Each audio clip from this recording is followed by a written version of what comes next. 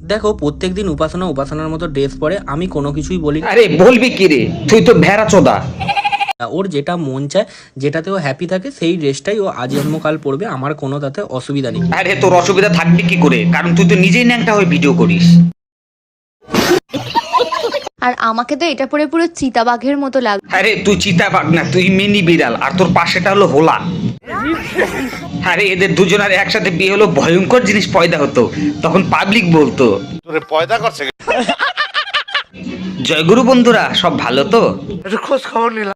So hey guys, welcome back to my channel urban king. তো আমি আজকে অনেকদিন পর আরো একটি নতুন ভিডিও নিয়ে তোমাদের সামনে চলে এসেছি। তো তোমরা ভিডিওর টাইটেল আর থাম্বনেল দেখে ধরে নিয়েছো কি হতে চলেছে। তো চলো ঝটপট করে কানে হেডফোনটি পুরে নাও, শুরু করি।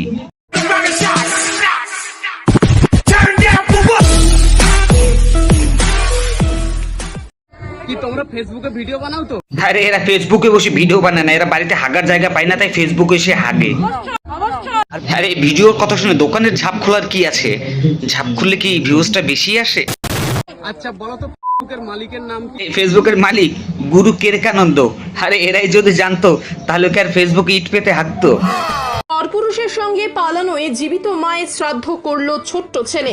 এর থেকে বড় লজ্জাজনক ঘটনা পৃথিবীতে আর কোনো কিছু আছে কিনা আমার ঠিক জানা নেই। হতবাক গোটা গ্রাম। জীবিত মায়ের জন্য শ্রাদ্ধের আয়োজন করলো মাত্র 7 বছরের এক শিশু। 7 বছরের শিশু, সে এখনো পর্যন্ত নিজে জানতেই পারলো না মাতৃত্ব স্নেহবোধটা কি। তবে সে কিনা কি করছে, তার মায়ের শ্রাদ্ধের আয়োজন করছে। কেন? তার মা পরপুরুষের সাথে পালিয়ে গেছে। ছি ছি, ঘোর কলি, এই যুগে সবকিছুই সম্ভব। স্বামী লোন শোধ করতে পারেনি, তাই লোন এজেন্টের সঙ্গেই পালিয়ে গেলেন স্ত্রী। এই দেখো বেচারা স্বামী। আরে যারা বিবাহিত তাদের লোন নেওয়ার কোনো দরকার নেই, আর যদি নিতান্তই কোনো প্রয়োজন হয় তবে বউয়ের নামে নিন, লোনও শোধ, ঝামেলাও শেষ। লোন নেয়ার আগে এবার থেকে সাবধান হয়ে যায়। আরে কি ভাবছো সবাই, লোন নেবো না, টাকা সুদে নেব? তাহলে দেখো। সুদের টাকা শোধ করতে না পারায় কিডনি বিক্রি করিয়ে টাকা দিতে চাপ সুদখোর কিডনি পাচারকারী। দেখো ওইদিকে লোনের টাকা না দিতে পারলে বউ নিয়ে পালাবে, এদিকে সুদের টাকা না দিতে পারলে নিজের কিডনি পাচার হয়ে যাবে। কিচ্ছু করার দরকার নেই, কিচ্ছু বলার দরকার নেই, মন দিয়ে কাজ করে যে সংসার এমনিই চলবে। 60,000 টাকা সুদে ধার নেয়, সেই মতো প্রায় 1,20,000 টাকা সুদ দিয়ে দেয়। আরে দেখো কাণ্ড, 60,000 টাকা সুদে নিয়ে 1,20,000 টাকা সুদ দিয়েছে, কিন্তু আসল এখনো বাকি। অসহায় ওই যুবক আসল 60,000 টাকা দিতে পারেনি। আবে লাউরে, তোর কিডনি তো নেওয়া উচিত। আরে দেখো কাণ্ড, 60,000 টাকা লোন নিয়ে 1,20,000 টাকা সুদ। আজকে আমার পাওনা গহনা সব মিটিয়ে দেবো, নো রিস্ক। আচ্ছা একটা কথা বলি, টাকা সুদে নিয়ে আর কি দরকার? দিদি লক্ষ্মীর ভান্ডার আছে তো। আরে তিলোত্তমার মর্মান্তিক ঘটনার পর তো লক্ষ্মীর ভান্ডারে 500 টাকা আরো বাড়িয়ে দিল। আরে অবশ্যই আছে, আমাদের পশ্চিমবাংলা মানেই তো লক্ষ্মীর ভান্ডার। লক্ষ্মীর ভান্ডার নিয়ে নতুন কোনো খবর পেয়েছে? কেন, এখন রেশন দোকানও দিচ্ছে নাকি দিদির লক্ষ্মীর ভান্ডার? লক্ষ্মীর ভান্ডার পাওয়া যাচ্ছে দোকানে দোকানে। মস্ত জোক মারা। দিদির লক্ষ্মীর ভান্ডার আছে? লক্ষ্মীর ভান্ডার যা বাড়া, এ তো লক্ষ্মীর ভান্ডার, এ তো দেখছি চিপসের প্যাকেট। তো দিদি বলছি কত করে? তাহলে আমরা এতদিনে বুঝতে পারলাম যে লক্ষ্মীর ভান্ডারের টাকা দোকানে দোকানে চিপস বিক্রি করে আসছে। আরে পশ্চিমবাংলা অনেক এগিয়ে আছে রে ভাই। কোনোদিন করবো না, করতে দেবো না। অপহরণের তদন্তে নেমে চোখ কপালে উঠল অশোকনগর থানার পুলিশের। 26 বছরের এক যুবক ছেলেকে অপহরণ করা হয়েছে। আরে 26 বছরের দামড়া যুবককে কি অপহরণ করে রে ভাই? ফিরোজ মণ্ডল নিজেই সাজিয়েছিল নিজের অপহরণের নাটক। এবার পথে আসো মামা। বাবার কাছ থেকে টাকা হাতানোর জন্য নিজের ফোন রাখে এয়ারপ্লেন মোডে। তো চাদু মুক্তিপণ কত চেয়েছিল শুনি? 5 লক্ষ টাকা মুক্তিপণ চাই। আরে ভাই মাত্র 5 লক্ষ টাকা মূল্য তোর, নাকি বাবার বাজেট কম ছিল? ফ্যামিলি দেখতে মাঝে মাঝে আমি এটাই বুঝতে পারি না, যেগুলো নিউজ চ্যানেল নাকি কমেডি চ্যানেল। ওয়েস্ট বেঙ্গলের সব কন্টেন্ট ক্রিয়েটারের বাপ। নিজের পেছনে গুজে বাজিয়ে দেবো। আমার ছবি এন্ড ভয়েস না দিলে তাদের ভিউয়ার্স হয়। আরে বাড়া বলি, তুমি কোন ডালের পাতা খাও, নাকি তুমি গাঁজাখোর?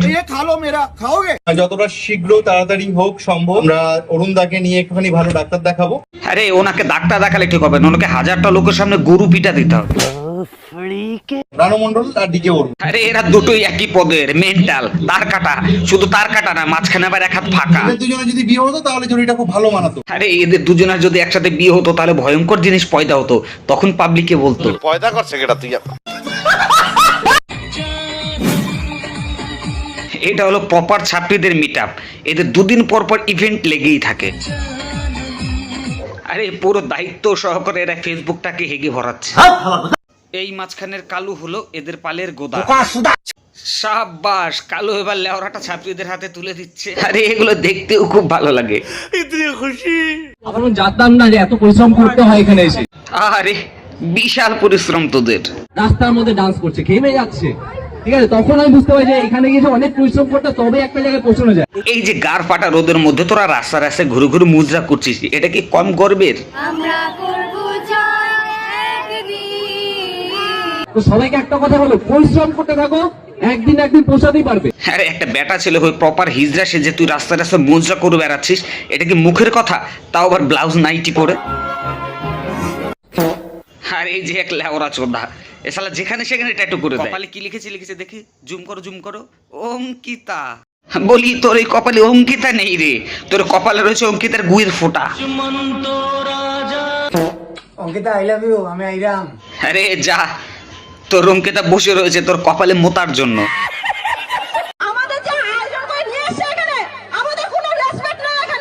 আরে আবাল, তোদেরকে রেসপেক্টটা কারা দেয় আমার বুঝা।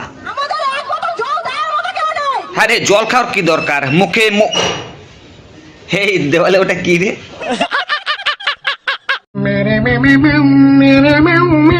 এদের মেটাপের খাবার সব পলিথিনে করে পাচার হয়ে যায়।